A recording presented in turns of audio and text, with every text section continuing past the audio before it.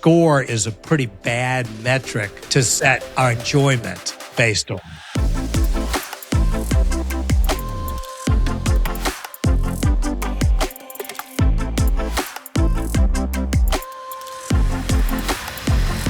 Welcome back to Links for Life. I know I've said this in a lot of episodes, but truthfully, we're trying to figure out topics that I've been wrestling with and wanting to pick your brain on. And so all of these episodes I'm excited about because selfishly, they're what I need. But this one, I've noticed this interesting tension in my golf game between I love to grow, I love to pursue that growth and set goals and try to achieve those goals. And at the same time, I've noticed that some of those goals and expectations have been robbing joy and fun from my game. And so it's a little confusing to me because I'm like, I don't think that it's the growth that's wrong. I don't know if it's expectations or the goals, but how do I navigate that? How do I pursue growth and try to get better? And at the same time, be able to set a goal for a round, go out, clearly not be on track to achieve it after the first 3 holes and still enjoy my time. Well, it's such a good subject because, I mean, I know multiple people that have given up the game of golf because they can no longer have fun at it. Mm-hmm. And I look at it from the outside. I do understand it because I'm incredibly competitive myself. I do totally get it. But I also think, it's really a shame. Theoretically, we're playing golf. You attach that word to it. It's meant to be fun, right? For all of us. I mean, the only people I know that maybe have an excuse is the professionals. That maybe they're just really good at it and they hate the game. But it's the way that they make a living. A lot of people make a living doing something, but it's not play. But we're supposedly playing golf. So I just think it's a shame. But the thing that you're talking about, it just all sorts of people deal with that at different levels. And so it's a great subject. Yeah, and it's not even just that I want the upside of achieving goals. Like I love personally knowing that I'm not where I want to be and then like putting in the work, knowing that I'm not there and wrestling and getting better.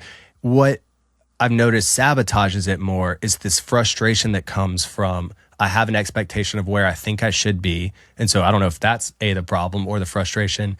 And then getting out there and feeling like I'm humiliating myself, even if it's just internally or not even close to representing what's been put in. Yeah. I saw something posted. I can't remember whether it was on Instagram, but it was a substantial golf coach that was putting it out there. It might have actually been one of the professionals, but he suggested that we should never have a scoring goal.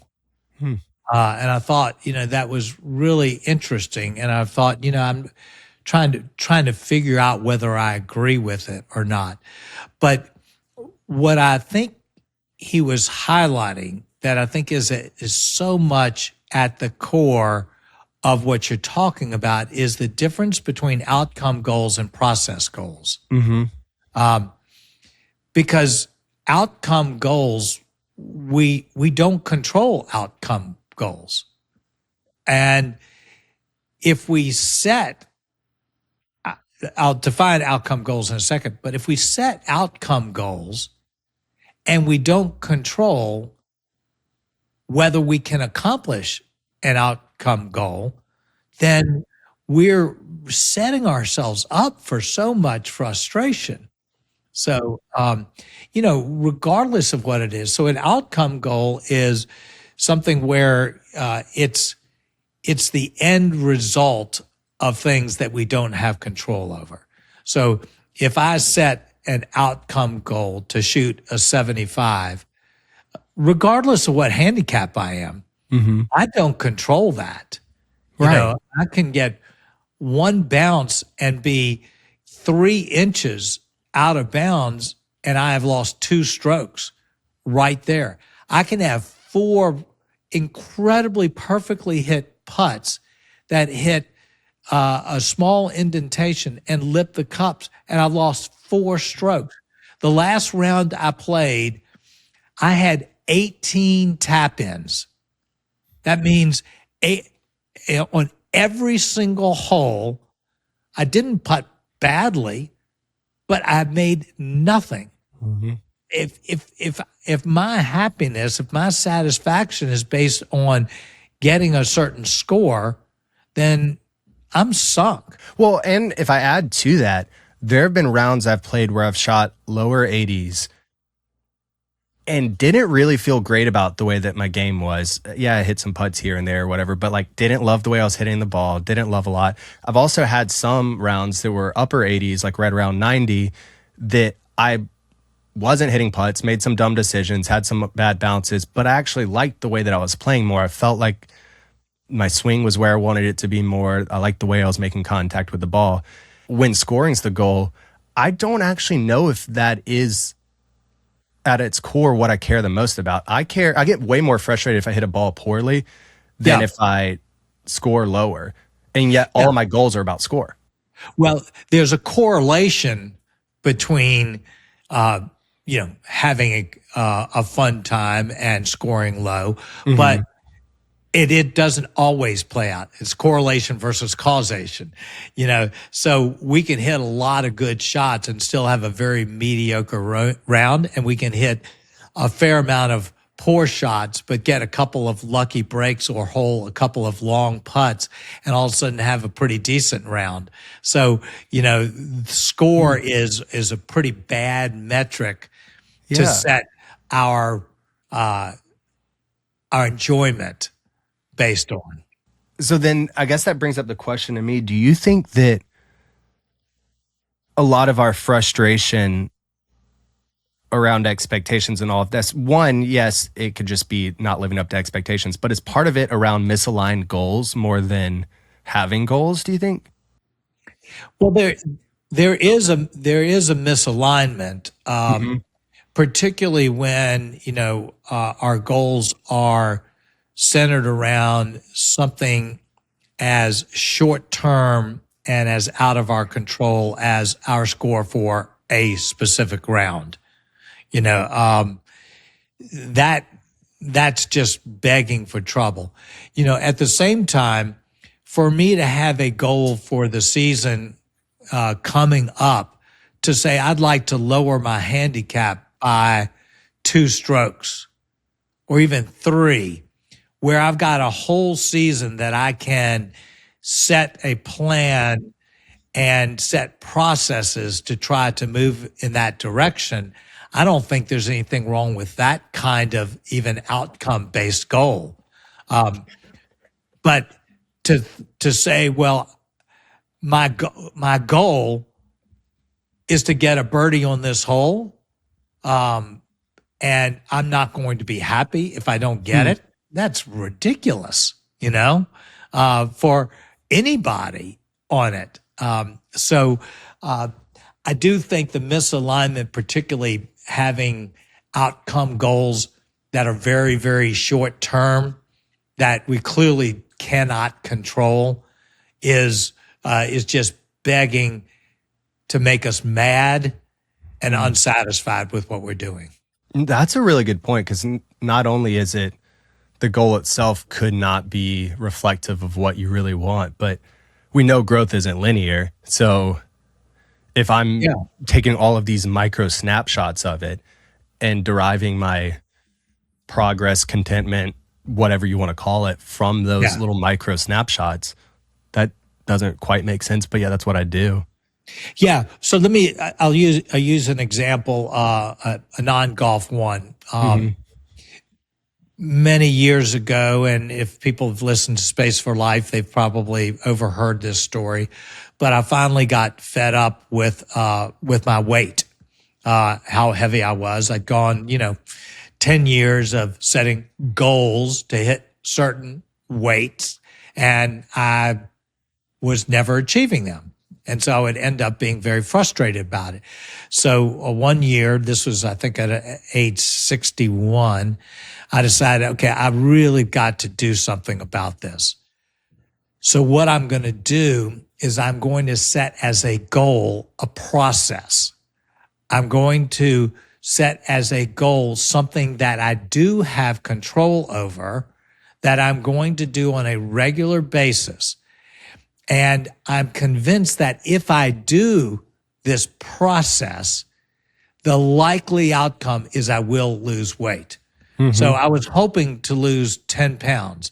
And so I set the process being I'm only going to eat one portion every single day, every single meal, no seconds for anything.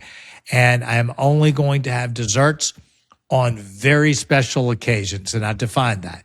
I said, my only goal for the year is to adhere to the process. And I think if I adhere to the process, I will lose weight. But if I don't, that's okay, because my goal is the process. I ended up losing about 30 pounds. Had I set the goal to lose 10 pounds, I would have stopped once I hit the goal. But because the goal was the process, I just kept on with the process, and I just kept on losing weight.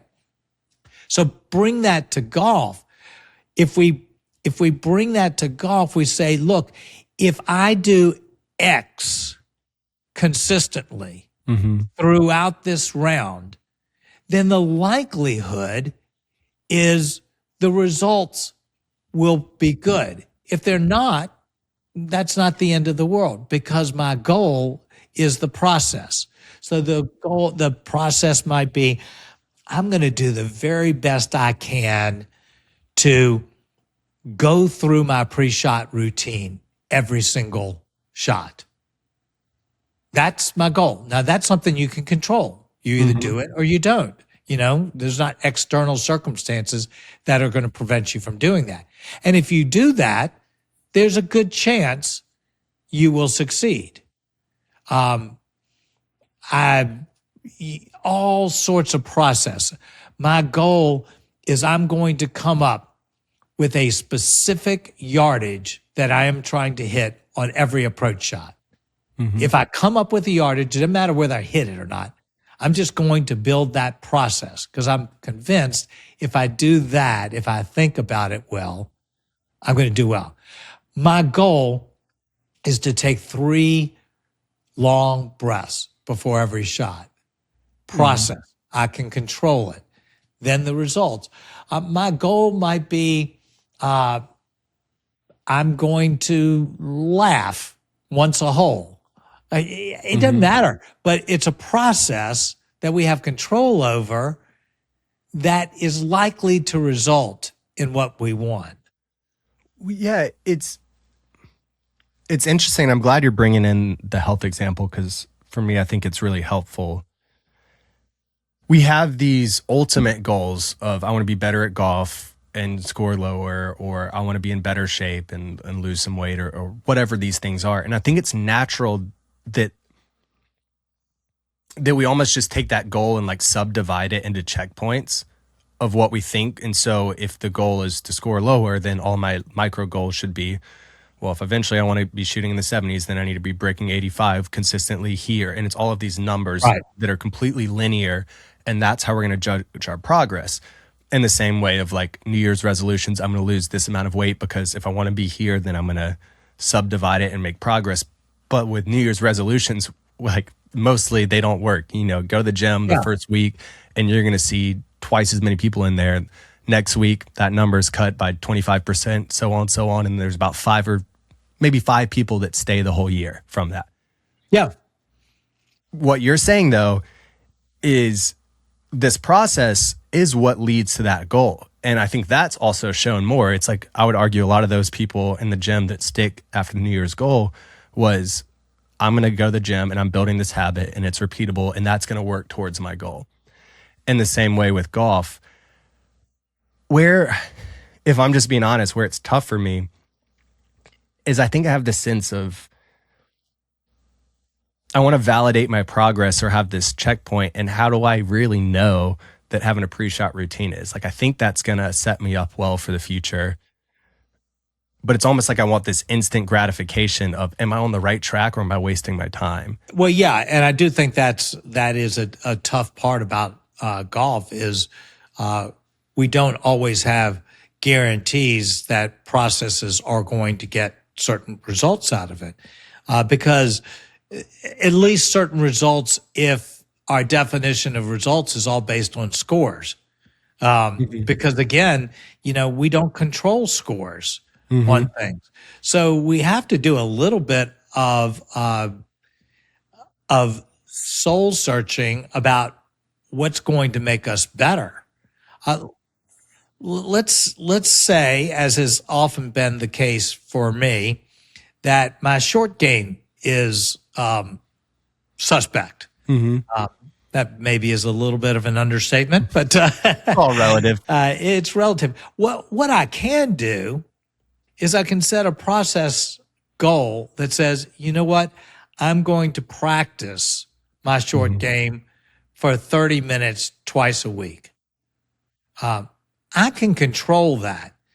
There's a pretty good chance, if I am pretty clear that my short game has got problems, that if I practice twice a week over, several months, there's a pretty good chance it will get better. No guarantees, but I think it's a pretty good process goal. So I do think we have to think about kind of what process goals are going to get us there. And frankly, the other thing, I think we also have to do some soul searching about what's going to make us happy. Is it really all about score?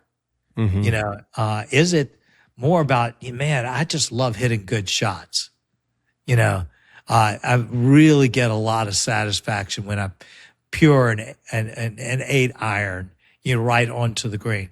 I just want to hit more good quality shots. That's going to be what's fun for me. Set up some processes, measure that, but I just know a lot of people that, they lower their handicap by 2 strokes in a season, which is pretty daggone good. Let's say, if you're getting low, they're no happier because then they just want to go 2 strokes lower.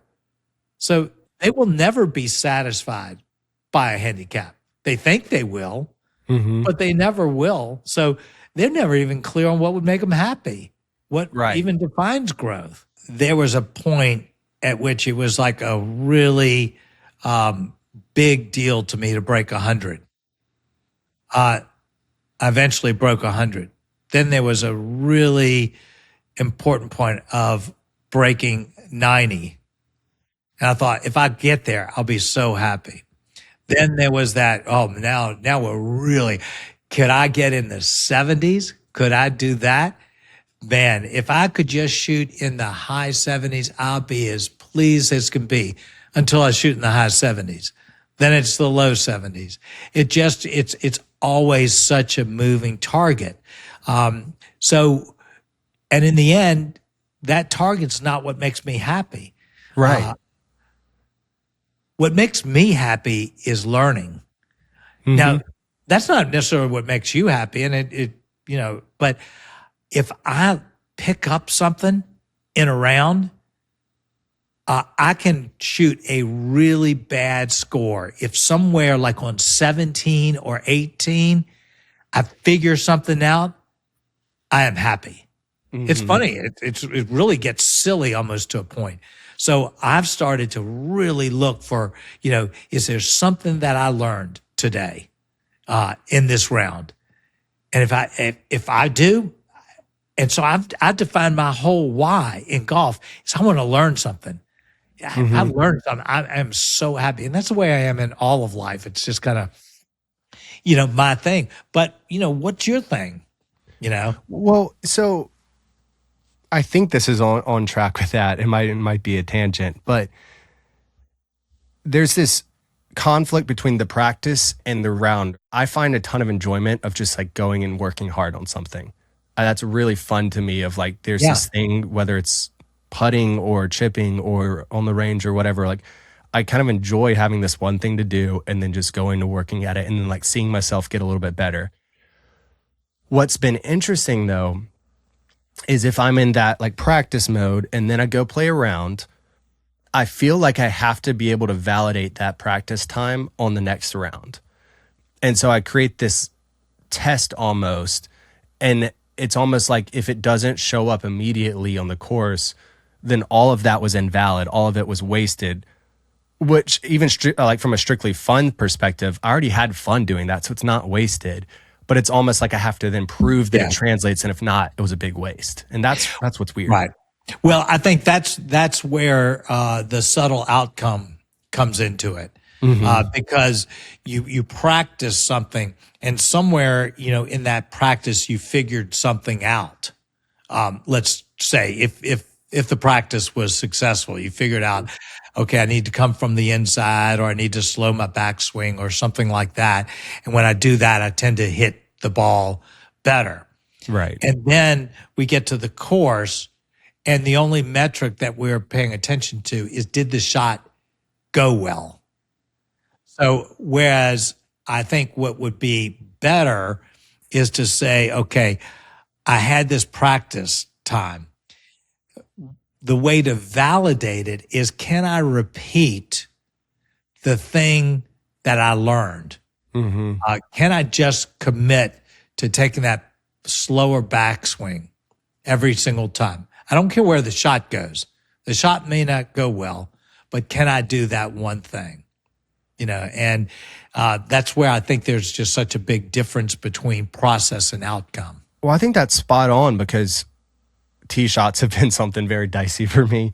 And on the range, the shots, it's not even that it's a wide fairway. They've just been way better, because it's like I'm committing to this process. I'm committing to the swing that I want, and I'm not worried about the outcome. And so actually the outcome has been better. Whereas when I then translate it onto the course, a lot of the times I'm so focused on the outcome, it's all validated by hitting the fairway. So I actually abandon what was making it work.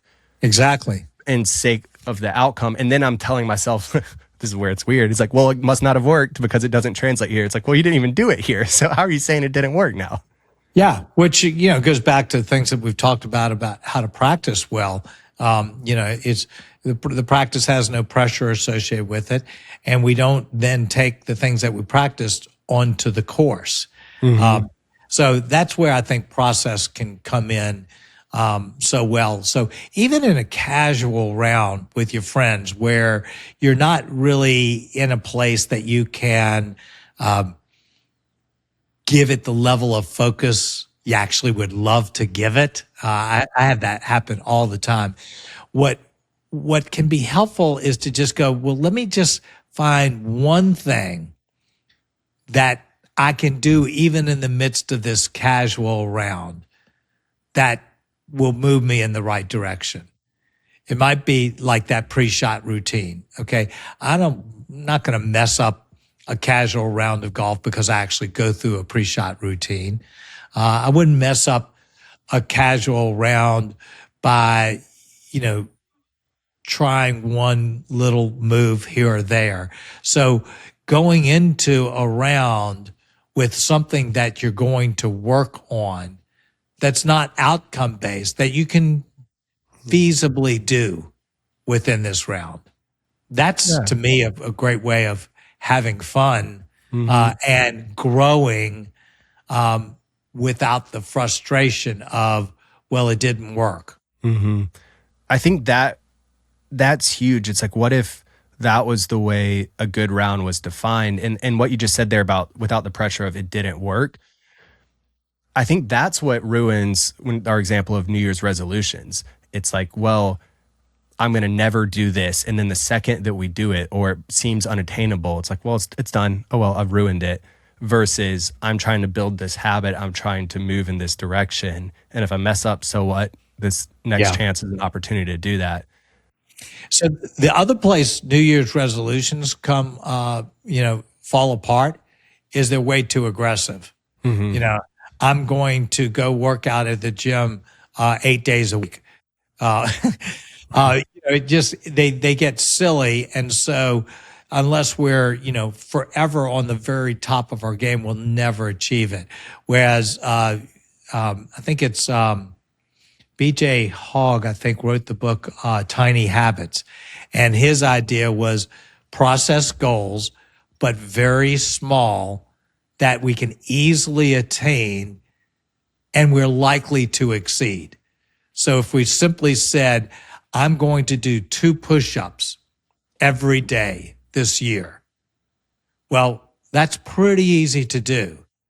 The likelihood is if we do 2 push-ups, after a week or so, we'll go, well, I might as well do 5. And if the goal is always, yes, but at least 2, then we can keep on succeeding. Well, when we set these very high standards for ourselves in golf, even of a process goal, it's tough. But if we set something small that we can do, it's so much more attainable. And the likelihood is we'll go beyond that.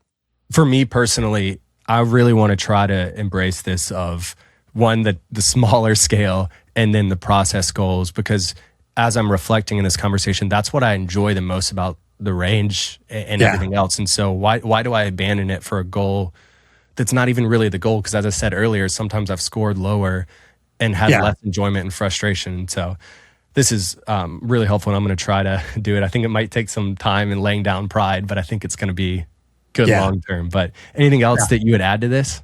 Yeah. So I'm going to kind of a little bit contradict myself with this, but this was an idea that someone gave me a while back that I thought, okay, this was really, really helpful.